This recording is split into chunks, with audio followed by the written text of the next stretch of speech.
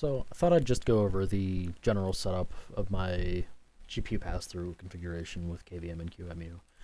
Uh, so as you can see, I have a Ryzen 7 3800X, 64 gigs of RAM.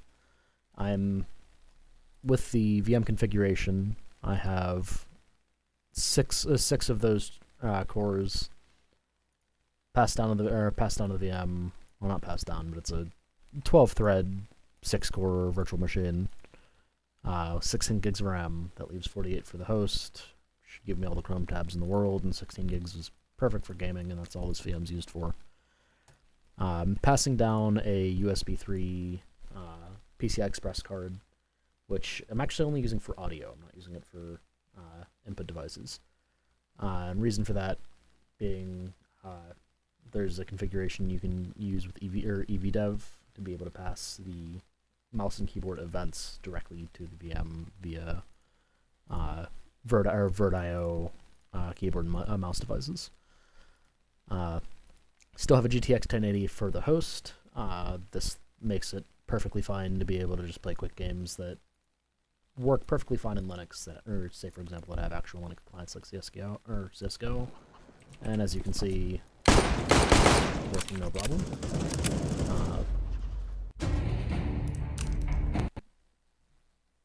For audio, I have a Scarlett 2i4 with an XLR mic. That's the and the output via the line out of the 2i4 is plugged into the line in of the sound card for the host. That's how this microphone recording is working right now. Headphones are also just plugged into the headphone jack the front panel headphone jack of the case for the host sound card. And the 2i4 is plugged into the USB card that's getting passed down to the VM. And that is only for microphone input. I am receiving audio back via an application called Scream. Scream can go either via UDP or IVSA, or I think it's IVSH mem. It's shared memory back between the guest and the host. I'm also passing a 2080 Super down to the guest, and running Looking Glass to be able to actually use it. So let's fire up Looking Glass here real quick. We'll get the actual Looking Glass client, can full screen it, swap inputs over to it, and now I can control it no problem. Going back to the host, there is also a Looking Glass client, which you can configure, which doesn't actually seem to be working at the moment.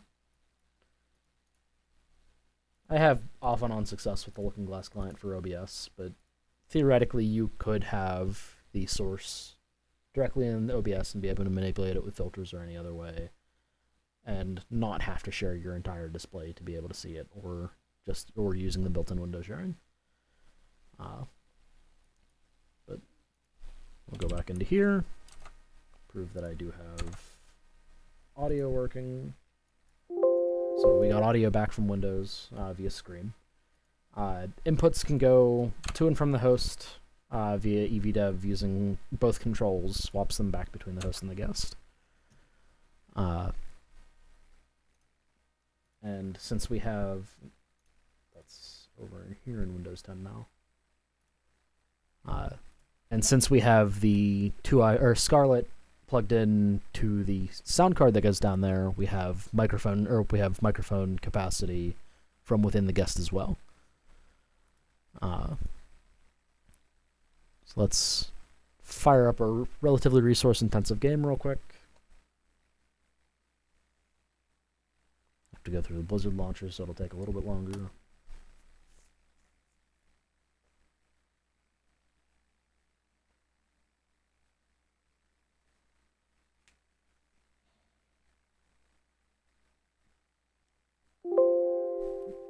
Last time I closed the game, I just Alt F4'd it.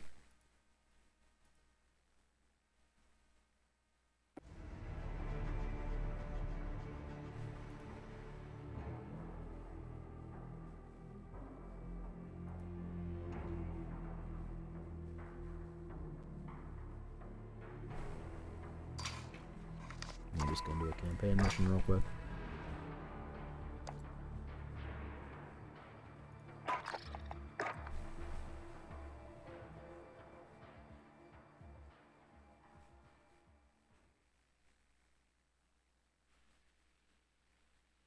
So, load times seem relatively quick. I have storage over to it over Vert.io.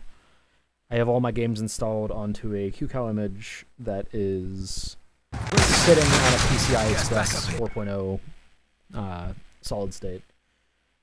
I have not benchmarked effectively any of this hardware with native Windows on it, but the performance I'm getting is perfectly suitable and what I would expect from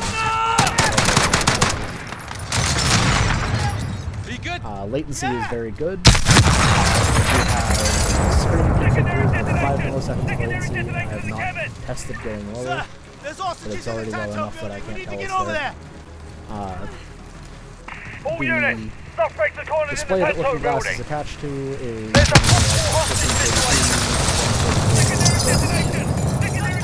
actually just using a little DisplayPort dummy dongle that just passes EDID. Raven Saber 2, officers down outside the Tanto building. Officers down! What is the status of the hostages? But I can finally say that this is with this setup, it is actually more convenient than dual booting. I have what I would assume is very close to native performance.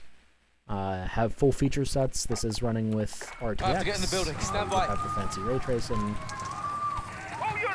And other than a few weird quirks, main one being that Looking Glass, whenever a UAC prompt passes up, Looking Glass tends to crash. So you want to hit yes as soon as possible to make sure that you don't get that in. I'm sure that'll be fixed in a patch, or there's probably even a setting or something that I need to change for that. But otherwise, it's way better than having to reboot to get into Windows. And not as much of a pain in the ass to be separated from your work environment or having to keep another laptop separate just to be able to do anything that you might need Linux for.